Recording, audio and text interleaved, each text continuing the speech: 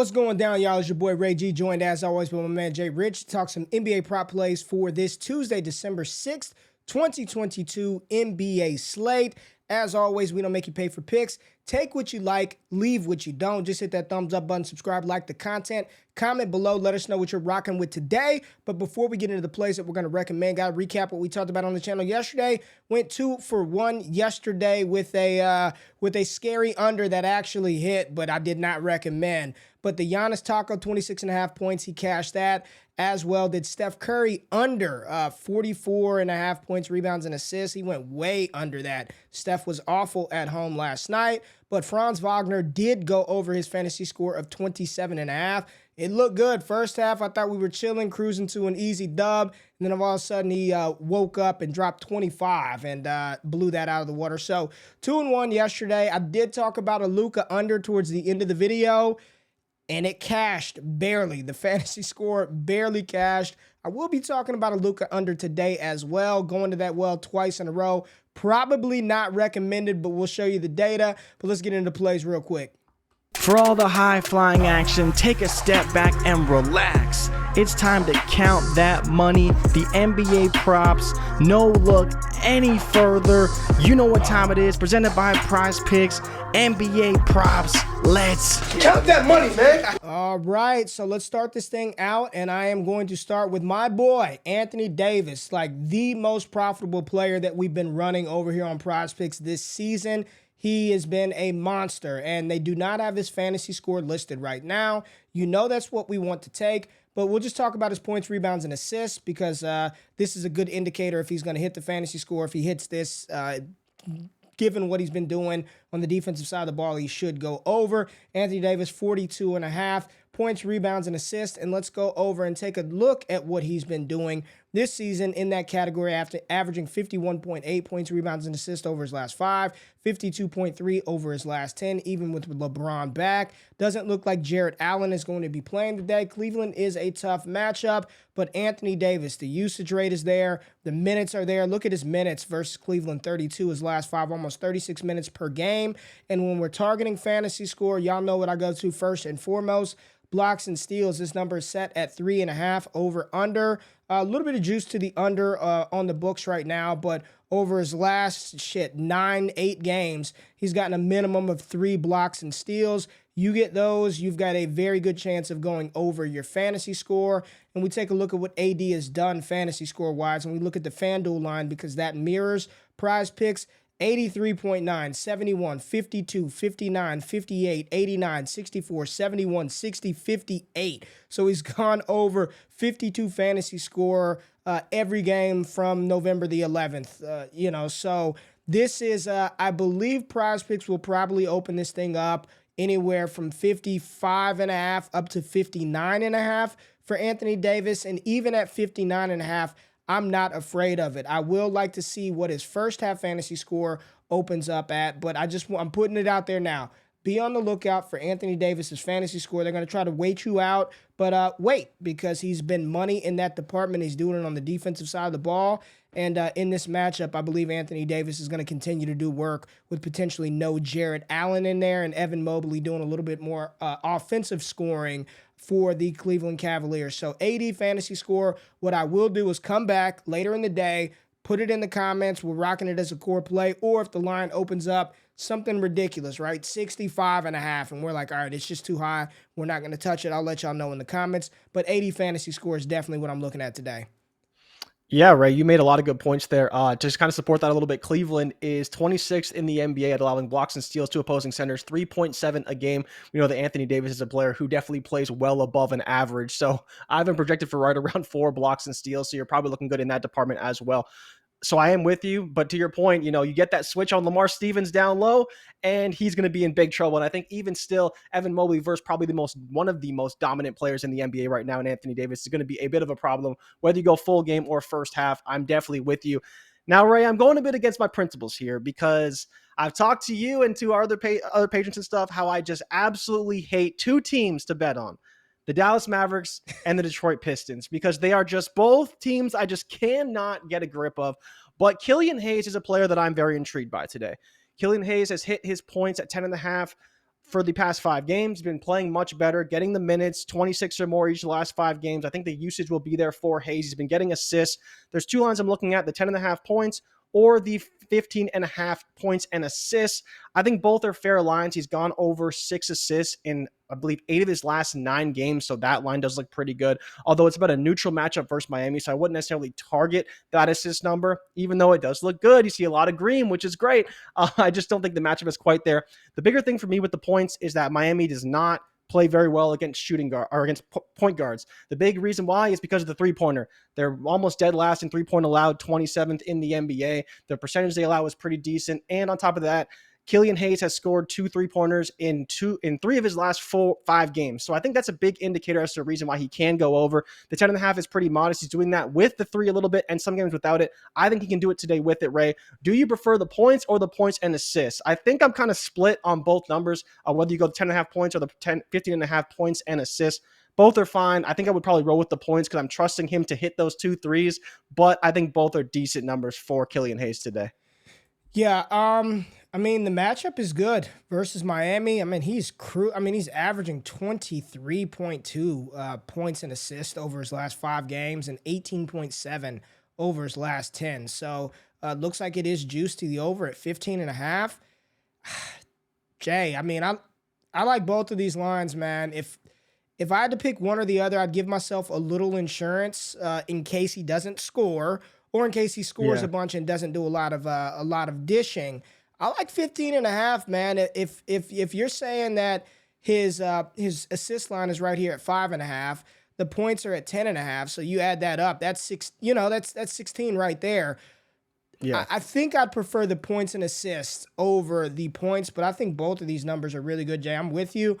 I'm split, but I like the points and assists for Hayes, but I think these are 2 good plays regardless of which one you take. If you want a little bit of insurance, then go with the points and assists, and if you just want to rock with the points, I think you're okay in that department, Jay.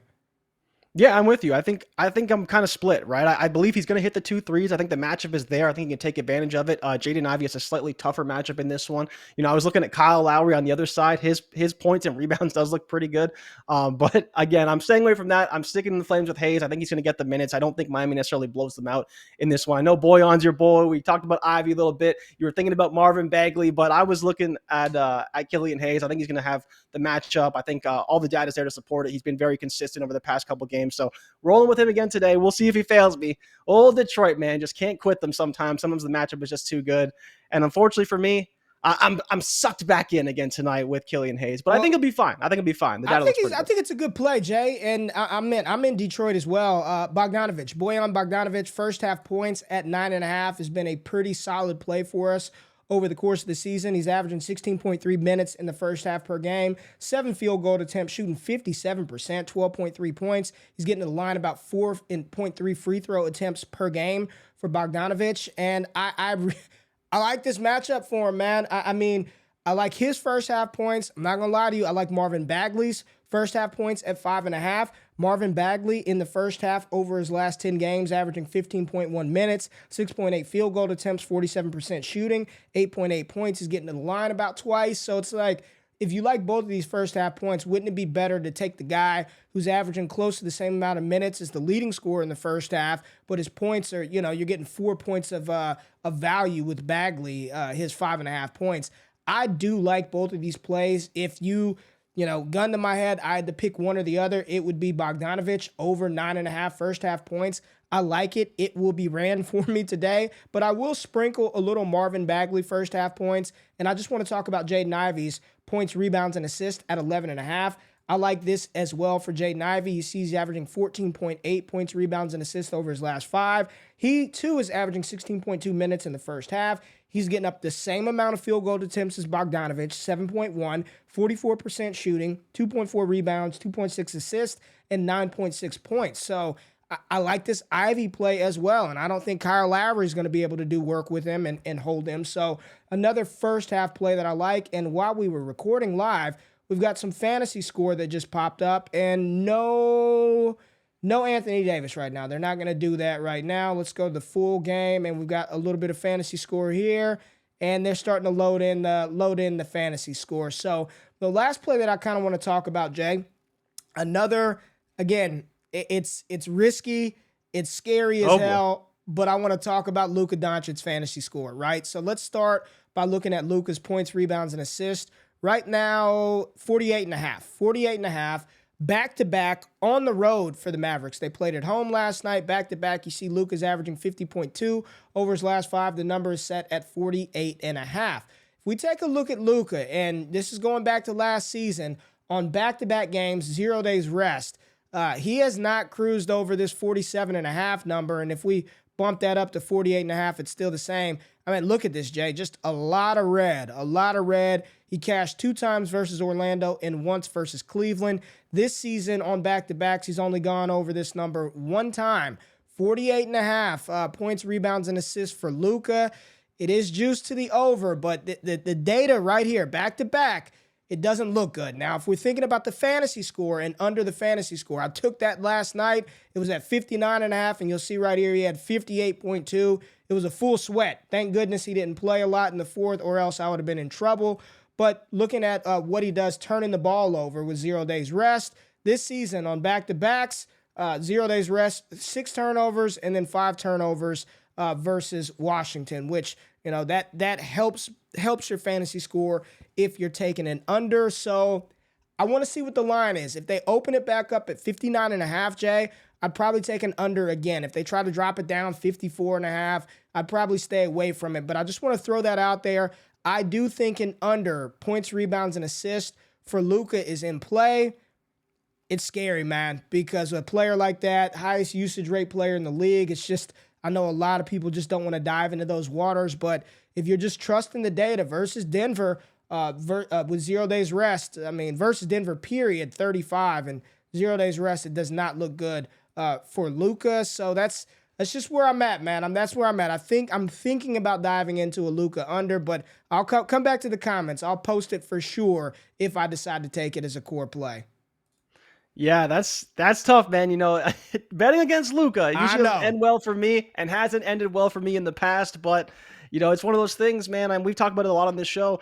Those numbers that get really high, you're like, what's the point? Like, where's the upside here of betting the over, right? Like, yeah, of course, Luka can have a 30-point triple-double any game he wants, but what if he doesn't do that? Then he's going under, because that's just kind of how it works. You have to be that level of excellent to hit a 50. And if his number's all the way up there, I can't disagree with you. Against Denver, it will be a little bit tougher. Their backcourt is fine, right? Their backcourt is fine, but, you know, Luka may be able to exploit it. But I think to your point, the data does definitely suggest that an under is in play for him here. So I'm with you on it. I think it's fine. It's not one I'm going to be going all in on. I think we do have our core plays about set, but if you want to play Luka, I think you got my blessing. Well, here's the one that you want to play over Luka. If PrizePicks gives it to us, Donovan Mitchell under his rebounds and assists.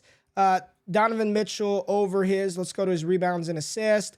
I mean, this is what the books have it at, 9.5. 9.5 right now. It was at 8.5 a couple of days ago versus the Knicks, and he went over that barely at 9. But if PrizePicks gives us this at 9.5, take the under. Take the under. It's been a profitable play for us. You see what he's done over his last 10. In this department, only hit 2 of his last 10. Still not posted on PrizePicks. So, Jay, you don't seem to think that they're going to give us the rebounds and assists for Mitchell, and you might be right. But if they do put it up there, take the under, 9.5. If it's at 8.5, stay away. 9.5, take the under on Donovan Mitchell rebounds and assists. Yeah, I think that's the biggest problem. And Zach LaVine is one that I've talked about that I do like, but it's just they haven't given it to us. He's hit it in like 8 or 9 straight games, but they just don't give it to us. So yeah, it is what it is. And they're just, it's risk mitigation, man. It's just business. It's not personal. It's just business. Just business. But yeah, if you look for it, definitely take it, because I took it at 8.5. It didn't hit, but at 9.5, it is basically free money right now. Free money. So there go the 3 core plays. And Anthony Davis, I just want to make this clear. We're trying to target the fantasy score, which is not listed right now. So I'm just putting 80 on here. His points, rebounds, and assists on the books. I believe this is 41.5. So PrizePicks trying to bump it up a little bit on us with Anthony Davis. But Anthony Davis over his fantasy score of, I will let you know later. Bogdan Bogdanovic over 9.5 first half points. And then Killian Hayes over 10.5 points, total points. Or if you like the points and assists, Jay, you think 15.5 is a solid number for Hayes as well. So there go our core plays. As always, take what you like, leave what you don't. Come back in, engage in the comments. We will update as things unfold, if we see some lines that are really good, if Luka's fantasy score lines opens up a little bit higher or AD's a little bit lower, we will come back and post that in the comments. So appreciate you tapping in. Hit that thumbs up button on your way out of the building. If you tail, give PrizePicks hell, and if we fail, do not bail. We'll be back tomorrow with more NBA picks. For Ray, for Jay, we're out. Good luck, good night, peace.